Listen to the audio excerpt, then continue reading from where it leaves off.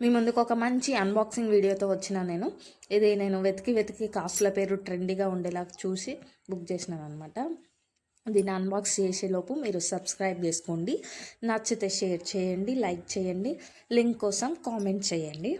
ఇది మాత్రం చాలా బాగుంది. నేను ఎక్స్పెక్ట్ చేసిన దానికంటే చాలా చాలా చాలా బాగా వచ్చిందనమాట. మీరు చూడండి ఒకసారి. ఇది గోల్డ్ని ఇమిటేట్ చేస్తుంది, అచ్చం గోల్డ్ లాగా ఉంది. ఒకసారి డీటెయిల్గా చూద్దాం.